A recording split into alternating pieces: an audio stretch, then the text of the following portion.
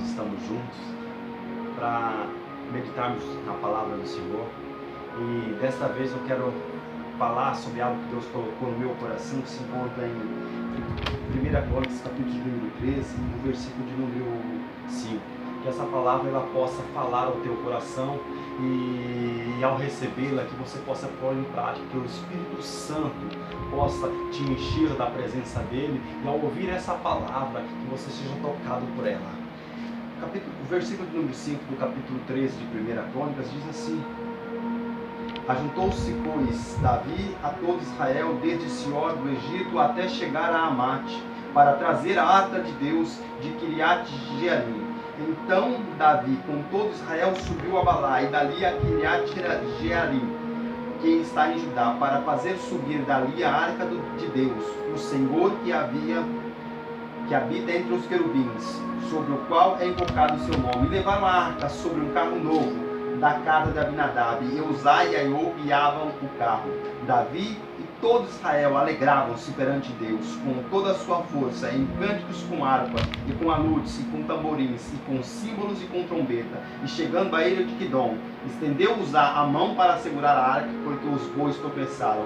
Então se acendeu a ira do Senhor contra Uzá, e feriu por ter estendido a mão à arca, e morreu ali perante o Senhor. Então Davi disse: Como trarei eu a arca do Senhor até Jerusalém?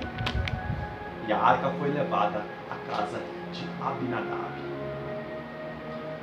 Esse texto é interessante, muito proveitoso. Eu meditando nesse texto, o Senhor falara comigo sobre métodos. A Bíblia diz que Davi convocou todo o povo, os oficiais, levitas e sacerdotes, fez um carro novo, uma carroça especial, uma carroça diferente, que ninguém tinha usado, e preparou para que trouxessem a arca. Chegando ali onde a arca estava, na casa de Obed, puseram a arca no carro e saíram, todo o povo se alegrando, cantando, louvando, adorando ao Senhor e trazendo a arca.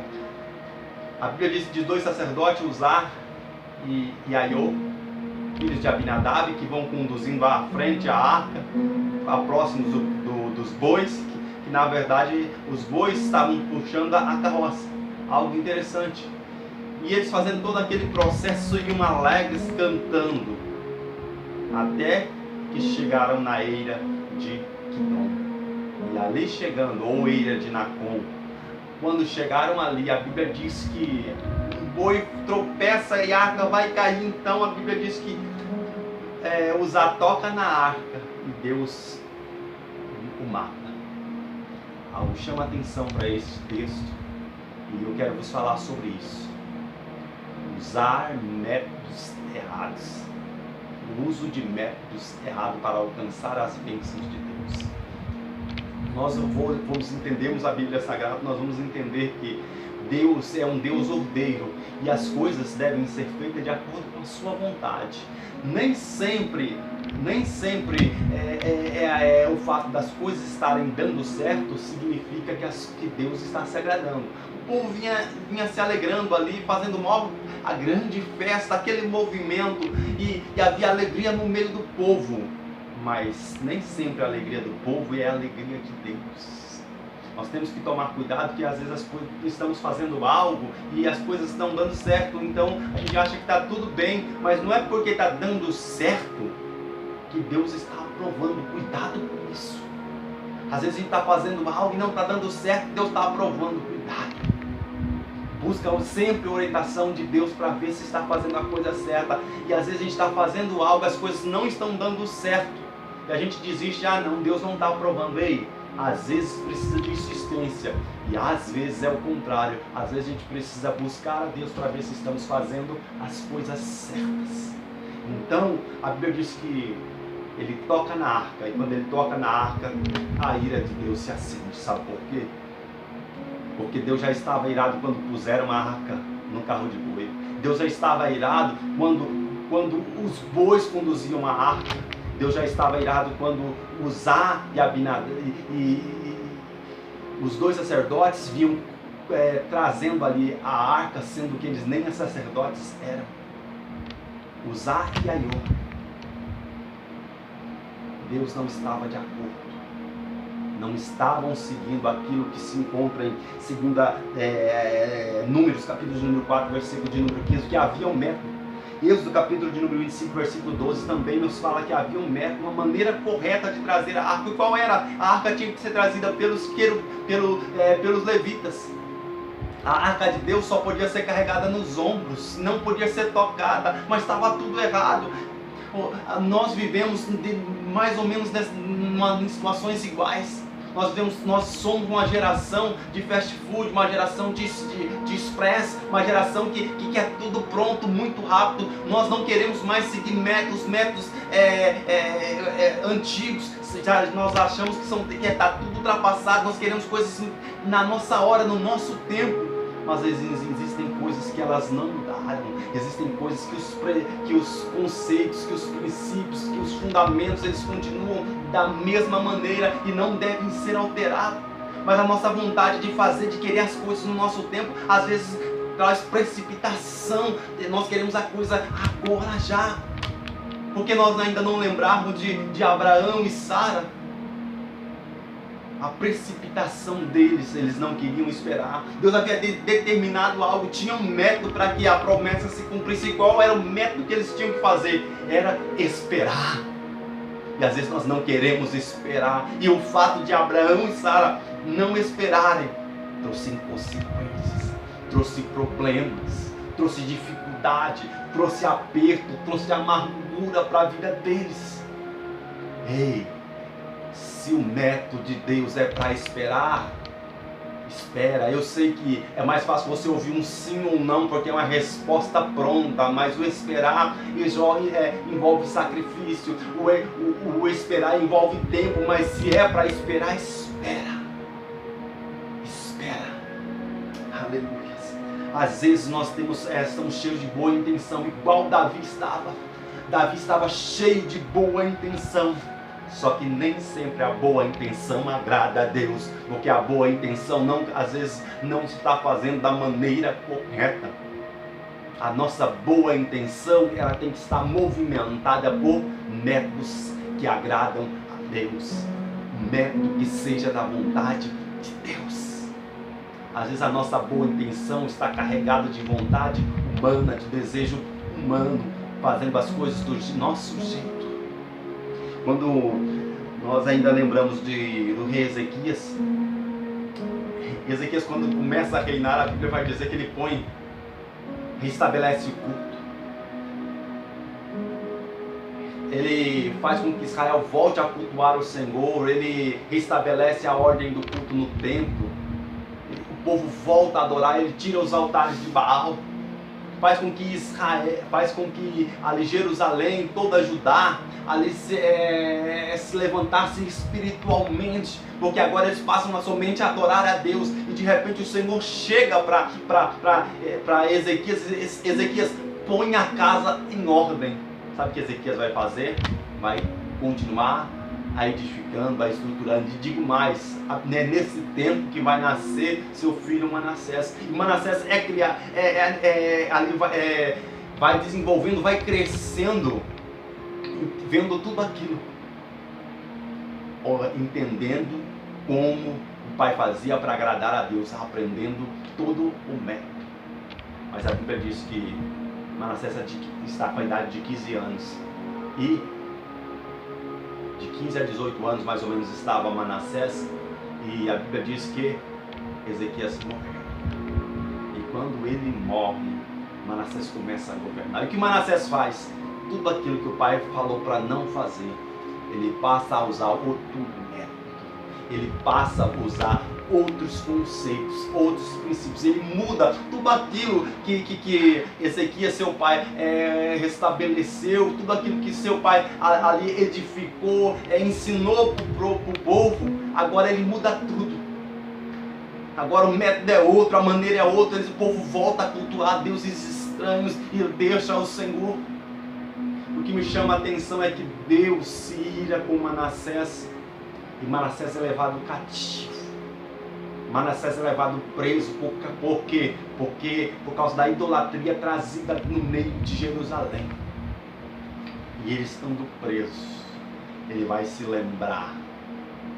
Ele estando preso, a Bíblia nos diz, nos demonstra que ele se lembra daquilo que o pai ensinara. Ele estando preso, ele vai lembrar do método a qual ele sempre foi ensinado quando era criança. Daquilo que ele foi criado, ele vai se lembrar. E a Bíblia diz que ele começa então a voltar ao método. E qual era o método? Era o método da oração. A Bíblia diz que Manassés começa a orar, ele começa a buscar o Senhor ali em prisão. E a oração dele ela é tão fervorosa, ela é tão tocante, que ela chega no coração de Deus e aplaca o coração de Deus por causa da ira que estava sobre ele. E a Bíblia diz que Deus restabelece. A Bíblia diz que ele é arrancado da prisão e restabelecido no teu trono. Oh, aleluias! Por causa que ele voltou ao método original, que ele voltou a buscar a Deus em oração. Ei, quantas coisas têm sido mudadas na minha e na sua vida, quantas coisas têm sido deixadas para trás, nós sabemos do método, mas queremos as coisas mais fáceis, queremos as coisas do nosso jeito, esquecemos daquilo que Deus nos ensinou, daquilo que Deus reservou para as nossas vidas. Ei, é tempo de voltar ao método da qual agrada a Deus.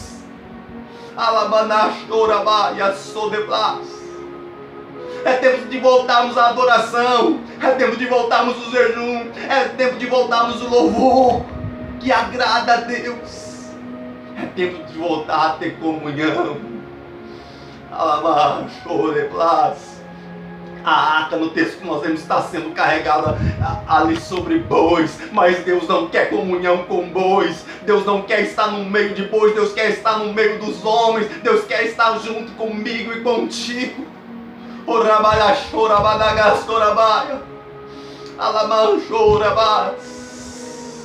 É tempo de voltar ao método original. É tempo de voltarmos para a palavra. Oh, aleluia! Oh, aleluia! A Bíblia vai nos dizer ainda que quando os pais de Sansão são comunicados pelo anjo acerca do nascimento dele, o anjo vem e fala com a esposa de Manoá. E quando ele ouve aquela notícia, ele fala: quando o anjo voltar, me chama que eu preciso perguntar algo para ele. E a Bíblia diz que um belo dia o anjo volta e ele chega e a esposa vai procurar Manoá. E quando ela chama ele pergunta para o anjo: ei, já que é o Senhor que está dando, já que é o Senhor que está falando sobre esse menino, então me diga como é que nós vamos criar esse menino, o que é que nós vamos ensinar para esse menino, porque se o Senhor tem um propósito, se Deus tem um propósito na vida dele, ele tem que ser ensinado com as coisas de Deus. E o anjo dá a receita acerca do nazireado de Sansão, dá orientações de como ia cuidar. E a Bíblia vai nos dizer que enquanto o menino crescia, os pais iam fazendo conforme era ensinado. Não comia mel, não raspava a cabeça, cumpria todo um voto. Mas o menino cresceu. E quando Sansão cresce, agora já está na sua maioridade, ele quer fazer as coisas do seu jeito. E Sansão agora passa a ir e vir da sua maneira. Ele se esquece daquilo que foi ensinado. Ele deixa aquilo que os seus pais tinham trazido para a sua vida através da orientação de Deus. Deus era com ele, mas aos poucos ele foi deixando aquilo que Deus havia designado na sua vida, direcionado. Ele agora passa a comer mel, tocar em morto. E ele que agora se casa com uma mulher estranha, tudo que Deus falou para não fazer, até o ponto de perder as suas forças. Ei, você sabe o final da história de Sansão, eu não vou entrar em detalhes aqui, mas tudo porque deixou o método, deixou a maneira correta, deixou de fazer da maneira como Deus queria. Deixa eu te dizer uma coisa, ainda para nós concluirmos esses minutos. Segue o método de Deus.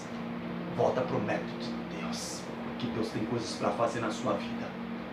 A Bíblia diz lá em Abacuque, capítulo de número 1, que Abacuque começa ali, no versículo de número 1 do primeiro capítulo. Abacuque começa a dizer: Senhor, até quando gritarei violência e tu não vai fazer nada?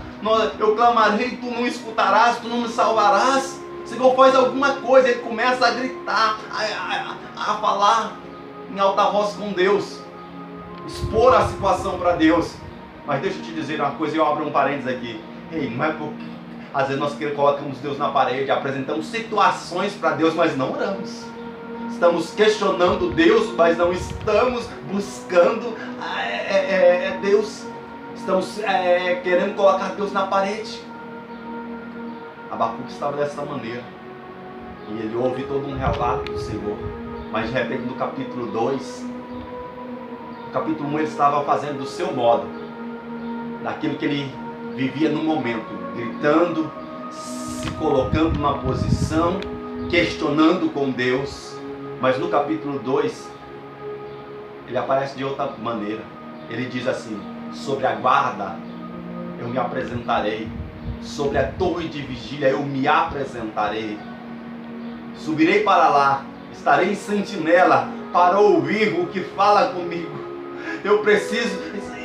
Abacuque entendeu que ele precisava ouvir a voz de Deus, e para ouvir a voz de Deus ele precisava fazer o que? Voltar a orar, voltar a subir na torre, voltar a vigiar, buscar um método a qual ele conhecia, mas tinha deixado.